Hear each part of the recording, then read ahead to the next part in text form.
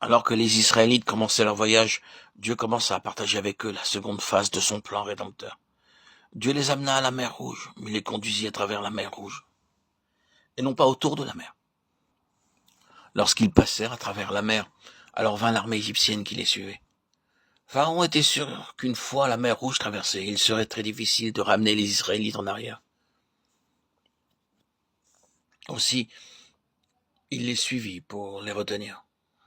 Quoique ces étapes, la rédemption et la séparation, furent des étapes distinctes pour la délivrance d'Israël, elles sont simultanées dans la vie du croyant. Satan est tellement outré de voir un croyant aller de l'avant pour goûter les possessions de Christ. Les Égyptiens entrèrent dans la mer Rouge, et là, nous voyons comment ils périrent. À travers l'expérience de la nation d'Israël, Dieu a beaucoup de choses à enseigner à nous qui vivons aujourd'hui.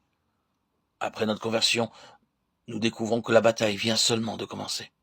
Frères, je ne veux pas que vous ignoriez que nos pères ont tous été sous la nuée, qu'ils ont tous passé au travers de la mer, qu'ils ont tous été baptisés en Moïse, dans la nuée et dans la mer.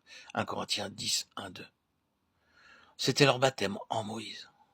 Lorsqu'ils entrèrent dans les eaux, ils tournèrent le dos à Pharaon, déclarant qu'il ne lui appartenait plus. Leur visage était tourné vers Moïse, témoignant qu'ils se plaçaient sous l'autorité et la conduite de Moïse. C'est exactement ce que nous faisons lorsque nous entrons dans les eaux du baptême. Le pas qui suit la rédemption est l'obéissance aux eaux du baptême.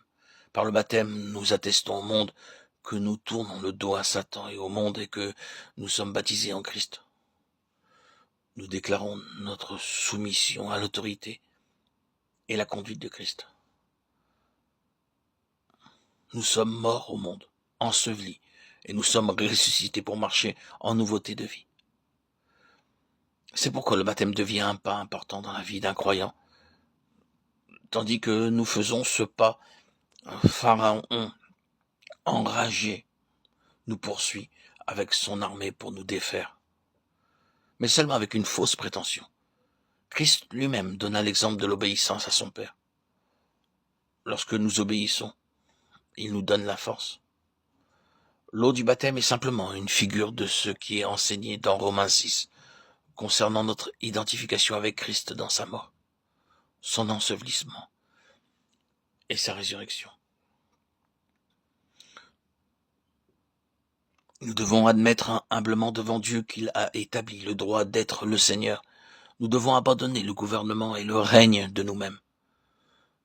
Nous déclarons que nous voulons partager son affliction et ses reproches. C'est la seconde phase de son plan rédempteur. Puisse Dieu nous préserver d'être simplement des croyants rachetés sans venir à la place de séparation d'avec le monde. Lorsque nous venons à la place d'un absolu renoncement, seulement alors nous connaissons sa plénitude.